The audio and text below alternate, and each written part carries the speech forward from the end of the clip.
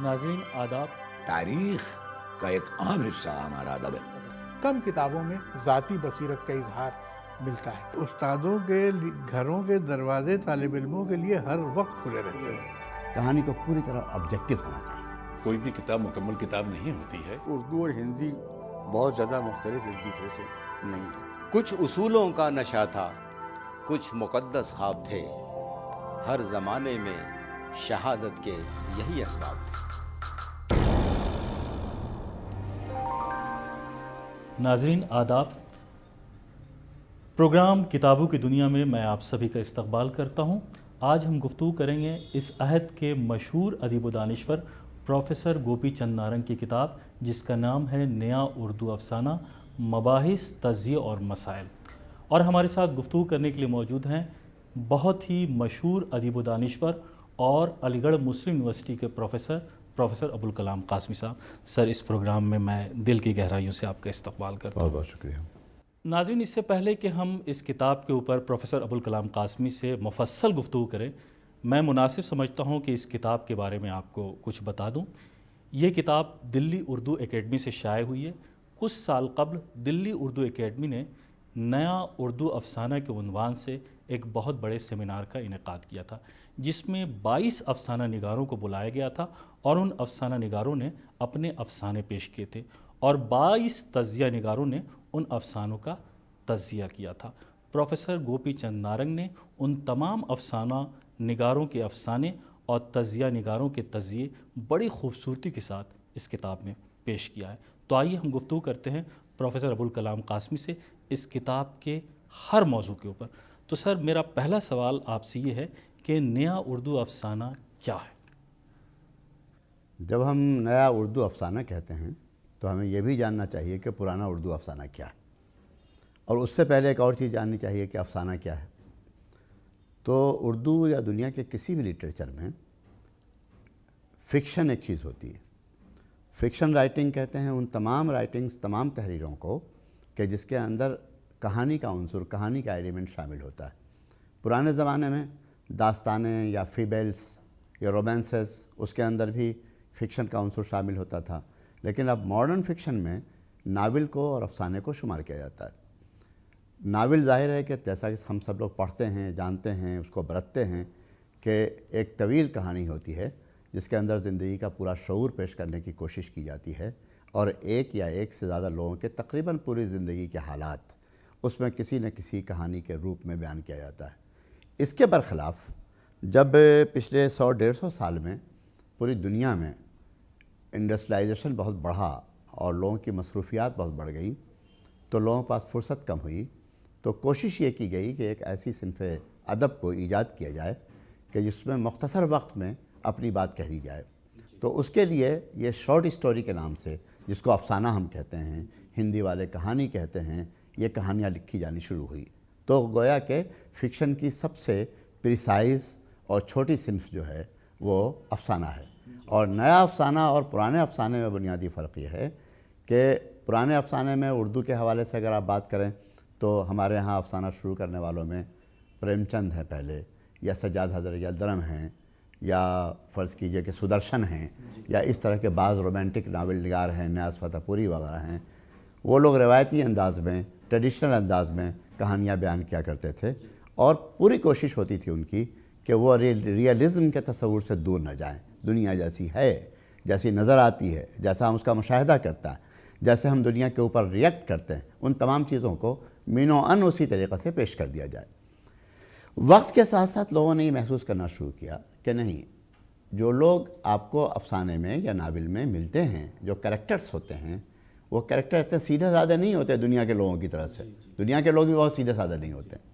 ہو سکتا ہے ظاہر میں کچھ اور نظر آتے ہوں، اندر کچھ اور سوچتے ہوں، زبان پہ کچھ اور بات رہتی ہو، ان کے دماغ میں کچھ اور چل رہا ہوتا ہو، ان کی سائیکولوجیکل گتھیاں کچھ اور ہوں، ان کی بہت سی پرابلمز ہوں، دنیا کی کوئی مجبوری ہو جس کی وجہ سے وہ دکھاوے میں اچھائی اور بہتر آدمی ہونے کا ثبوت دے رہے ہیں، لیکن اندر سے وہ اتنے بہتر آدمی نہیں ہیں۔ ان تمام باتوں کو کور کرنے کے لیے نیا افسانہ آیا جس کا مقصد یہ تھا کہ کریکٹرز کو اور کہانی کے پریانی مزاج کو انسان کے ظاہر باطن ایکسٹرنل اور انٹرنل ہر طرح کے ایکسپریشن کو کیپچر کرنے کی کوشش کی جائے. اس کے لیے کچھ ٹیکنیکس استعمال کی گئی. مثال کے طور پر کریکٹر کو چینج کر دیا گیا، پلاٹ کو توڑ دیا گیا، ٹیکنیک میں شعور کی رو جسے کہتے ہیں اسٹریم آف کانشسنس وغیرہ کی ٹیکنیک لائی گئی، فلیش بیک کی ٹیکنیک میں کہانی بیان کی جانے لگی. غرض یہ کہ اس طرح کے تجربے جہاں بھی ہوئے ہیں، جہاں آج کے ماڈرن انسان کی پیشکش کے لیے، اس کو پراپرلی پیش کرنے کے لیے، اس کو پوری طرح افسانہ نگار اپنی گرفت میں لینے کے لیے ایٹیچیوڈ اختیار کرتا ہے، اس طرح کے افسانے جو ہوتے ہیں وہ نیا اردو افسانہ کہلاتے ہیں. لیکن ایک اور نقطہ بتاؤں کہ اسی ٹیکنیک میں ایک ٹیکنیک یہ آئی کہ ایک کہانی تو ہوتی تھی پرانی ریئلسٹک، اور دوسری کہانی ہوتی ہے سمبولک، علامتوں میں، اشاروں میں، کنایوں میں، کسی اور بات کے حوالے سے کوئی بات کہنے کے، فیبلز میں، متھ میں تو بات کہنے کی کوشش کی جاتی ہے. تو اس طرح کی ٹیکنیک بھی علامتی افسانے کی، تجریدی افسانے کی، پلاٹ لیس کہانیوں کی نئے افسانے میں آئی. یہ بات میں نے اخیر میں آپ سے اس لیے کہی کہ پرانا افسانہ جو ریئلسٹک ہوتا تھا، پورے سچے واقعات کو پیش کرتا تھا، اس میں کسی انٹرپریٹیشن کی، کسی تشریح کی، کسی سمجھنے کی ضرورت نہیں تھی. لیکن اس میں اس لیے ضرورت پیش آئی کہ اس میں سمبلز ہوتے ہیں، اس کو ڈیہائفر کرنے کی ضرورت ہے وغیرہ. تو اس لیے بہت خوبصورت وضاحت کی ہے آپ نے. اب ہم اس کتاب کی طرف آتے ہیں کہ اس کتاب کی اہمیت اور معنویت کیا ہے علمی اور ادبی دنیا میں. بھائی یہ کتاب جو ہے وہ اس طرح کی کتاب نہیں ہے جس طرح کی کتابیں رائٹرز لکھتے ہیں. مثال کے طور پہ آپ کوئی کتاب لکھتے ہیں یا میں کوئی کتاب لکھتا ہوں تو اس کے لیے دو طریقے ہوتے ہیں. ایک طریقہ یہ ہوتا ہے کہ اپنے پیپرز یا اپنے آرٹیکلز جو ہیں اس کا کلیکشن چھاپتے ہیں، وہ کتاب بن جاتی. دوسرا طریقہ یہ ہوتا ہے کہ ایک پرٹیکولر ٹاپک پہ پروجیکٹ بنا کر کے ہم کام کرتے ہیں. جیسے کسی خاص اردو کی صورتحال پہ پوری کتاب لکھی گئی، اردو غزل پہ پوری کتاب لکھی گئی، اردو افسانے پہ پوری کتاب لکھی گئی. تو اس کا مطلب یہ ہے کہ کہانی کی جتنی چیزیں ہیں ان تمام چیزوں کو آپ ایک کے بعد دو، دو کے بعد تین، تین کے بعد چار لگاتار کہانی بیان کرتے ہیں اور پوری کتاب 100 پیج کی، 200 پیج کی، 400 پیج کی بن جاتی ہے. اس کتاب کی یونیکنیس یہ ہے، انفرادیت یہ ہے کہ یہ کتاب اس طرح سے تیار نہیں کی گئی ہے. یہ کتاب دراصل ایک سیمینار کی رپورٹ ہے، اور سیمینار کا بنیادی مقصد یہ ہوتا ہے کہ لوگوں کو بلایا جائے، پرٹیکولر ٹاپک دیا جائے، اس پر لوگ آ کر کے اپنے اپنے پیپرز پڑھیں، ان پیپرز پر ڈسکشن ہو، ڈسکشن کے نتیجے میں اعتراض ہو، جھگڑے ہوں، کچھ نتیجہ نکالا جائے، صدر صاحب اس کا فیصلہ کرنے کی کوشش کریں. یہ سب باتیں ہوتی ہیں زبانی اور گم ہو جاتی ہیں. ادھر پچھلے 10-15 برسوں میں کوشش کی رائٹرز نے اور سیمینار کرنے والوں نے کہ بھائی ان چیزوں کو ضائع نہ کیجیے. بسا اوقات ایسا بھی ہوتا ہے کہ کسی ٹریڈیشنل بک میں اس طرح کی چیزیں نہیں آ پاتی ہیں، جس طرح کی بحثیں، جس طرح کی گفتگو، جس طرح کی باتیں سیمینار کے پیپرز میں آ جاتی ہیں. اس لیے سیمینار میں جو چیزیں پڑھی جائیں ان کو کتابی شکل میں بھی چھاپیے. اس کتاب کا نام بڑا دلچسپ نام ہے، نیا اردو افسانہ، انتخاب، تجزیہ اور مباحث. اس کتاب میں اس عنوان کے حوالے سے کس طرح کی بحث جو ہے وہ وجود میں آئی ہے؟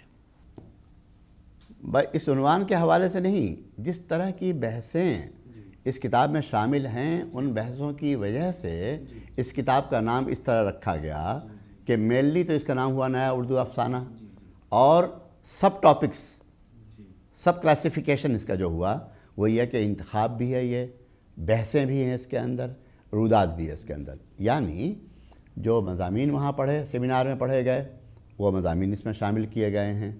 جو افسانے اس سیمینار میں پڑھے گئے تقریباً 22، وہ 22 کے 22 افسانے پڑھے گئے، لکھے گئے، شامل کیے گئے. اور وہ 22 افسانے صرف سنانے کے لیے اور تفریح کے لیے نہیں پڑھے گئے، بلکہ ہر افسانے کو کسی بڑے کرٹک کے پاس یا نقاد کے پاس بھیجا گیا اور اس سے یہ کہا گیا کہ اس کو غور سے پڑھ لیجئے.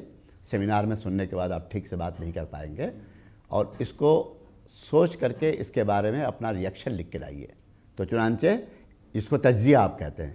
تو وہ تجزیہ کر کے یا وشلیشن کر کے یا اس کی تشریح کر کے وہاں لے کے آیا. تو ایک افسانہ پڑھا گیا، اس افسانے کا تجزیہ پڑھا گیا، پھر دوسرا پڑھا گیا، پھر اس کا تجزیہ پڑھا گیا. تو افسانے تو یہ ہوئے، انتخاب یہ ہوا، بحث یہ ہوئی، اور جو مباحث کی تفصیلات ہیں وہ یہ ہے کہ اس پر گفتگو کیا کیا ہوئی.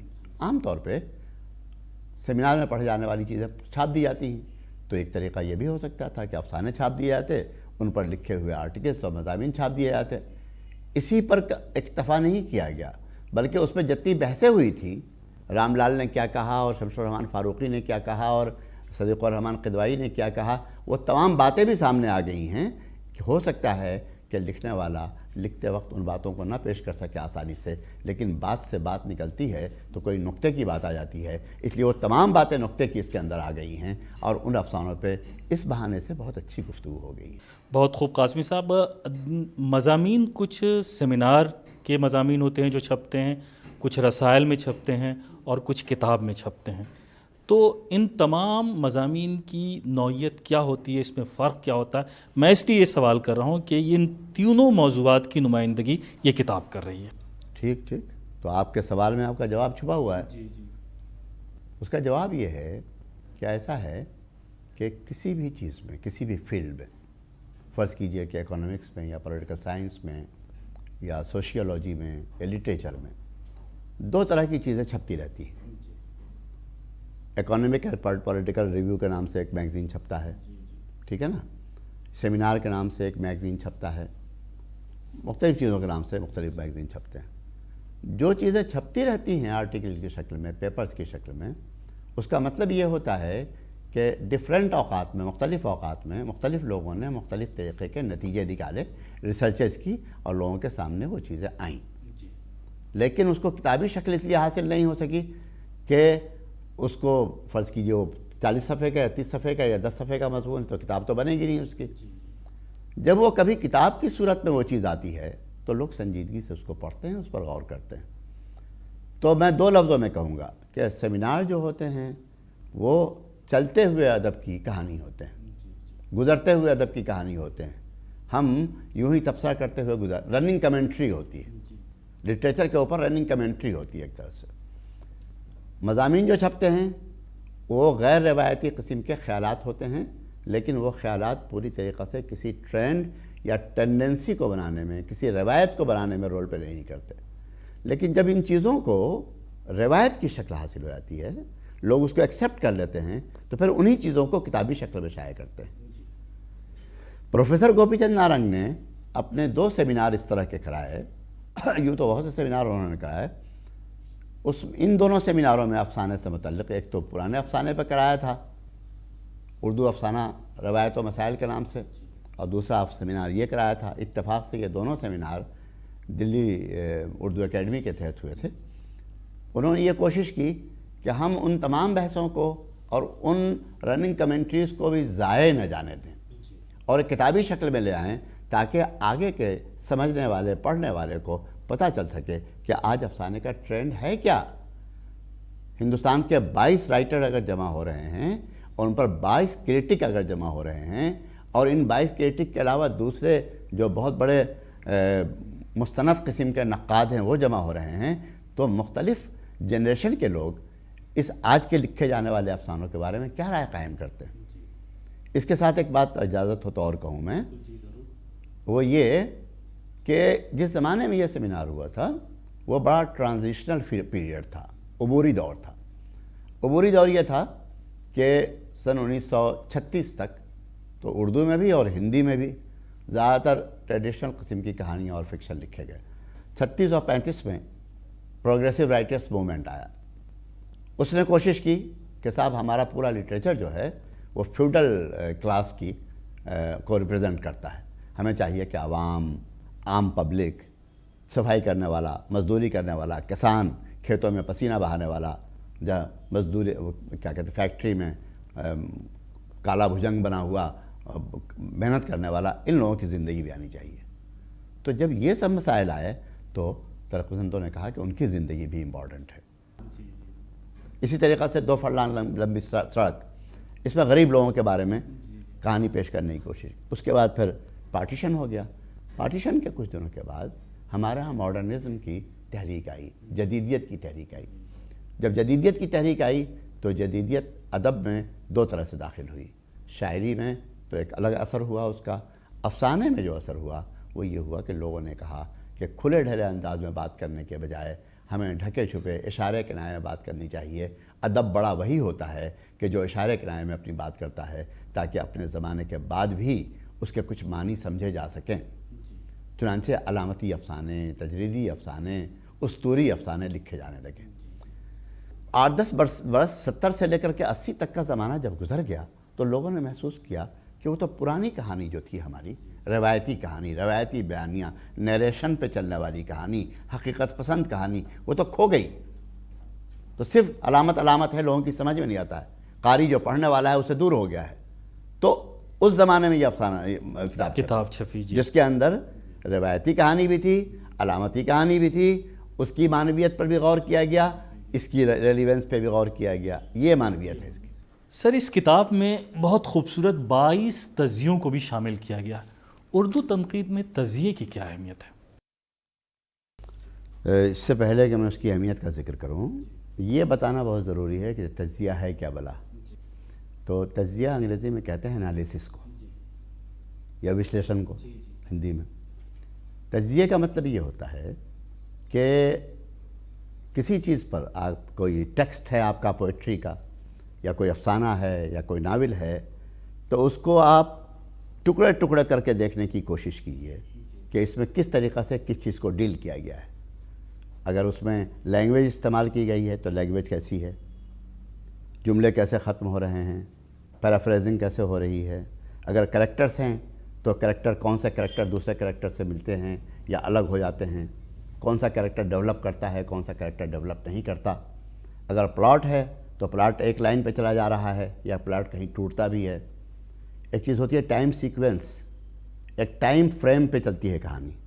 جہاں آپ نے ٹائم کو بیچ سے غائب کیا کہانی بیکار ہو جائے گی۔ اس لیے کہانی ہمیشہ جیسے گھڑی چلتی ہے ویسے ٹائم چلتا ہے، تو اس ٹائم فریم کو بھی، تو تمام چیزوں کا تجزیہ کرتا ہے تجزیہ کرنے والا۔ اور اب تجزیہ جو ہے تنقید کے مختلف جو طریقہ کار ہیں اس میں ایک اہم طریقہ کار شامل ہو گیا ہے۔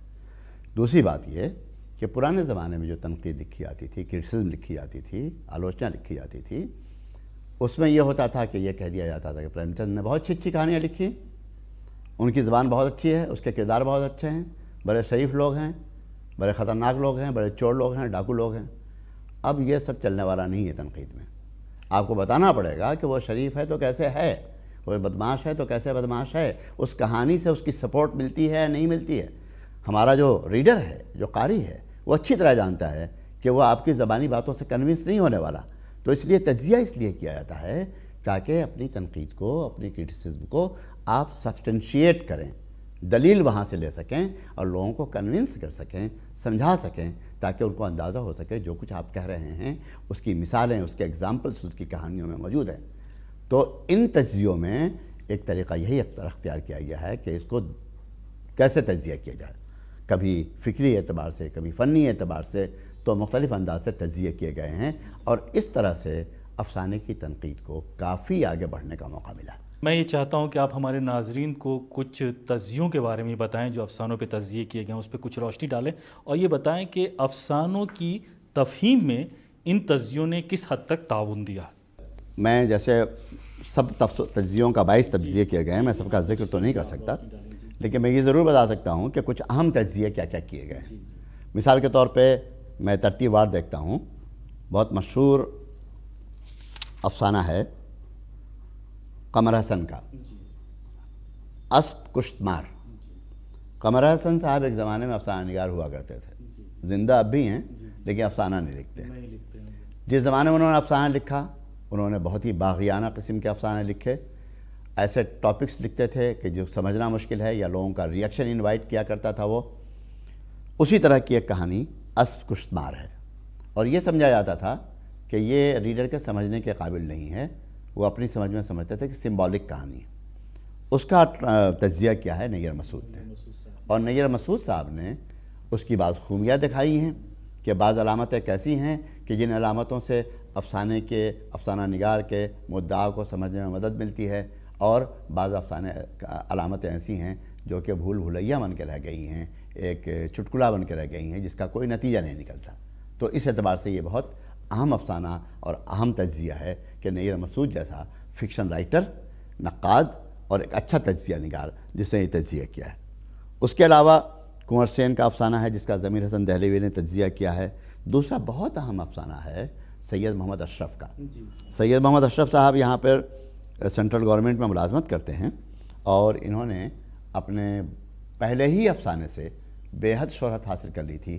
یہ وہی افسانہ ہے ڈار سے بچھڑے، اور اس کا تجزیہ کیا ہے پروفیسر شہریار مرحوم نے۔ ڈار سے بچھڑے ایک کسی قدر جذباتی قسم کا افسانہ ہے، اور اس لیے جذباتی ہونا بھی چاہیے کہ افسانہ نگار نے یہ افسانہ اس وقت لکھا تھا جب اس کی عمر مشکل سے 30 سال رہی ہوگی، تو وہ عمر بھی اسی قسم کا تھا۔ دوسرے کہ ہندوستان پاکستان کے ڈویژن پارٹیشن کے اوپر ہے، لوگوں کے ہجرت کر جانے کے اوپر ہے، رشتوں کے بڑھ جانے کے اوپر ہے، ایموشنل اٹیچمنٹ کے ڈسٹرب ہو جانے کے اوپر ہے۔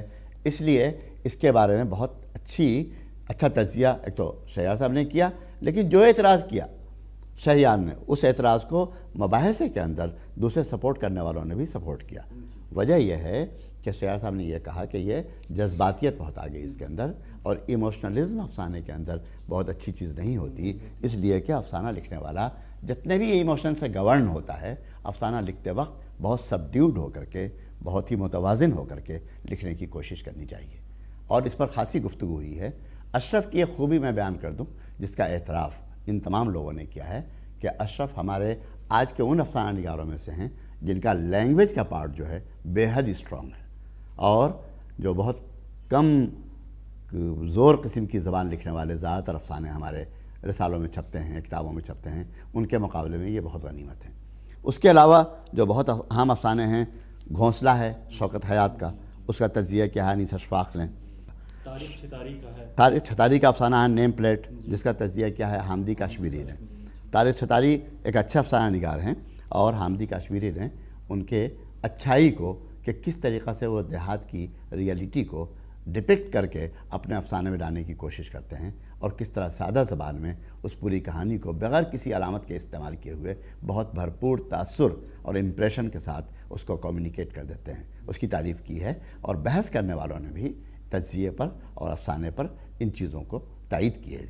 اس میں دو مضمون جو ہے وہ بڑا اہم مضمون ہے، اور مجھے لگتا ہے کہ اس تمام موضوعات کی بڑی خوبصورت ترجمانی کر رہا ہے یہ مضمون یہ پروفیسر گوپی چند نارنگ کا مضمون اور جناب شمس الرحمان فاروقی کا مضمون۔ تو میں یہ چاہتا ہوں کہ ان دو مضمون پر بھی آپ کچھ روشنی ڈالیں۔ شمس الرحمان فاروقی وہ نقاد ہیں، بلکہ وہ سب سے نمایاں نقاد ہیں کہ جنہوں نے جدیدیت کی پوری تحریک چلائی۔ یہ وہ نقاد ہیں جنہوں نے اپنے میگزین کے ذریعے سمبولک کہانیوں کو اور ایبسٹریکٹ کہانیوں کو سب زیادہ انکریج کیا۔ یہ وہ نقاد ہیں کہ جن کے ہاں چھپے ہوئے افسانوں کو سب سے زیادہ اعتراض کیا گیا کہ ان کے ہاں کہانی پن نہیں ہوتا، بیانیہ نہیں ہوتا ہے، واقعات نہیں ہوتے ہیں۔ اب اس پورے بیک گراؤنڈ کو سامنے رکھیے اور شمس الرحمان فاروقی کے اس مضمون کو پڑھیے۔ باتیں تو قمر رئیس صاحب، سید محمد عقیل صاحب، شارب ردولوی صاحب، یا فار دیٹ میٹر ہمارے سردار جعفری صاحب، جتنے بھی ترقی پسند پروگریسو رائٹرز ہیں، یہ سب مطالبہ کرتے رہے کہ کہانی کے اندر بیانیہ نہیں ہے، کہانی نہیں ہے، لیکن کسی نے زحمت نہیں کی کہ رک کے یہ بتائیں کہ بیانیہ ہوتا ہے کیا، کہانی ہوتی کیا ہے، علامتی کہانی کو صحیح کہانی میں چینج کیسے کیا جائے گا، بیانیہ کی وجہ سے کہانی میں کیا فرق واقع ہوتا ہے۔ یہ شمس الرحمان فاروقی جنہوں نے باغیانہ طور پہ کہانی میں بڑی تبدیلی کی تھی، یہ وہی شخص پھر آتا ہے بتانے کے لیے لوگوں کو کہ نہیں، تم جس کی وکالت کرتے ہو اس طرح کا بیانیہ داستانوں میں پایا جاتا تھا، ہمارے انتظار حسین کی کہانیوں میں پایا جاتا ہے، اور بیانیہ کا مقابلہ مکالمے سے ہے۔ اگر مکالمے پہ سارا زور، مکالمہ کا مطلب یہ ہے کردار کی بات چیت، اگر آپ نے مکالمے پر کردار پہ سارا زور صرف کر دیا تو پھر واقعات کو کم سے کم بیان کریں گے، اس کے پہلو کم سے کم دکھائیں گے، اور اس کے سپورٹ کے نتیجے میں کسی کردار کو نمایاں کرنے میں آپ کو مدد ملے گی یا مدد نہیں ملے گی۔ اس اعتبار سے انہوں نے بیانیہ کی پوری روایت پر گفتگو کی ہے، اور کہا ہے کہ افسانے میں زیادہ لمبی بحث اس بات کی نہیں ہونی چاہیے کہ بیانیہ اور کہانی ہے یا نہیں، زیادہ گفتگو ہونی چاہیے کہانی لکھ کون رہا ہے، لکھنے والا اس کے اندر خود موجود تو نہیں ہے، فرسٹ پرسن سے واحد متکلم، یعنی میں سے کہانی تو نہیں بیان کر رہا ہے، کریکٹر باہر کر لے کے آیا ہے تو اس میں گھس کر کے اپنی رائے تو پیش کرنے کی کوشش نہیں کر رہا ہے، کہانی کو پوری طرح آبجیکٹو ہونا چاہیے. معلوم ہو کہ جو لکھنے والا ہے وہ لکھنے والا صرف دور سے تماشا دیکھ رہا ہے اور کچھ لوگ ایکٹ کر رہے ہیں اسٹیج پہ اور اپنا اپنا رول پلے کر رہے ہیں. کوئی بیچ میں لقمہ دینے والا یا کوئی بیچ میں سپورٹ کرنے والا موجود نہیں ہے. تو یہ گفتگو نیریٹولوجی کی ہے جو اس وقت ساری دنیا میں ہو رہی ہے. اسی پس منظر میں نیریٹولوجی یا نیریشن کی بنیاد پر شمس الرحمن فاروقی نے بڑی کارآمد گفتگو کی ہے اور اس گفتگو کو بعد کے نقادوں نے بحث میں حوالہ بنا کر کے بار بار دہرایا. شمس الرحمن فاروقی کے بعد گوپی چند نارنگ کا بھی بہت ہی اہم مضمون ہے، تو اس پر بھی ہم چاہتے ہیں کہ کچھ آپ اظہار خیال. گوپی چند نارنگ مضمون ڈیفرنٹ ہے. اس اعتبار سے ڈیفرنٹ ہے کہ گوپی چند نارنگ نے لکھا ہے کہ اردو افسانے میں تو علامت بہت ہو گئی، علامت نگاری کی باتیں بہت کی گئی. اب گفتگو اس کی ہونی چاہیے کہ تمثیلی کہانیاں لکھی جا رہی ہیں. اب یہ دونوں باتیں وضاحت طلب ہیں یا کوئی بھی پوچھ سکتا ہے کہ اس کی تفصیل کیا ہے. مختصر ٹو بی ویری سمپلیفائڈ میں یہ کہہ سکتا ہوں کہ جیسے علامت کا مطلب سمبل، اشارے کنایہ بات کرنا. تمثیل کا مطلب یہ ہے کہ فرض کیجئے کہ آپ کسی کہانی کو بیان کر رہے ہیں اور کسی تلمیح میں بیان کر رہے ہیں، کوہ ندا کی تلمیح میں بیان کر رہے ہیں، دیوار چین کی تلمیح میں بیان کر رہے ہیں، حضرت آدم کی تلمیح میں بیان کر رہے ہیں، یا رام اور شیام کی تلمیح میں بیان کر رہے ہیں. تو اگر رام کی پوری کہانی سے واقف ہیں، شیام کی پوری کہانی سے واقف ہیں، متھرا کی پوری کہانی سے واقف ہیں، یونان کی پوری کہانی سے واقف ہیں، تو اپنے آپ اس کہانی میں جو باتیں کہی گئی ہیں اشارے کنایے میں کسی اور کریکٹر کے حوالے سے آپ پوری طرح سچویشن کو سمجھ لیتے ہیں اور آپ پر یہ الزام بھی عائد نہیں ہوتا کہ آپ اپنے گھر کی کہانی بیان کر رہے ہیں. اچھا، یہ کتاب کچھ سال قبل منظر نامے پہ آئی تھی. آج کے دور میں اس کتاب کی کیا اہمیت ہے؟ اسی کتاب پر بھی آپ ڈسکشن کراتے ہیں تو سب سے بڑی پرابلم یہی ہوتی ہے کہ وہ کتاب کیوں، ہم اس کتاب کو کیوں ٹیک اپ کر رہے ہیں. تو اس کی سب سے بڑی اہمیت یہ ہے کہ ایک تو یہ ڈاکومنٹری ایک افسانے کے بارے میں پوری ہوا ہے. دوسرے یہ کہ کلاسیکل افسانوں کا رنگ بھی موجود ہے اس کے اندر، میڈیول پیریڈ کے افسانوں کا رنگ بھی موجود ہے اور نئے افسانے کا رنگ بھی موجود ہے. تیسری بات یہ کہ ان افسانوں کے تجزیے میں اور ان کی بحثوں میں وہ تمام ایشوز تقریباً آ گئے ہیں جو ایشوز ہر زمانے میں افسانے کے بارے میں سامنے آتے رہیں گے، اور پتہ چلتا ہے کہ یہ ایک دیرپا کتاب بن گئی ہے اور اس کو ہر زمانے میں آج ہی نہیں بلکہ آج سے 10-20 سال 50 سال کے بعد بھی اس کی معنویت ختم نہیں ہوتی. بہت بہت شکریہ پروفیسر ابوالکلام قاسمی صاحب. بہت ہی معلوماتی، علمی اور فکر انگیز گفتگو آپ نے اس کتاب سے متعلق کی. ہم آپ کا بہت بہت شکریہ کرتے ہیں. تو ناظرین، دیکھا آپ نے کہ پروفیسر ابوالکلام قاسمی نے گوپی چند نارنگ کی اس کتاب کے اوپر نہایت ہی علمی گفتگو آپ کے سامنے پیش کی ہے. اگلے ایپیسوڈ میں ہم پھر حاضر ہوں گے ایک نئی کتاب کے ساتھ اور ایک نئے مہمان کے ساتھ. تب تک کے لیے آپ ہمیں اجازت دیجیے. آداب.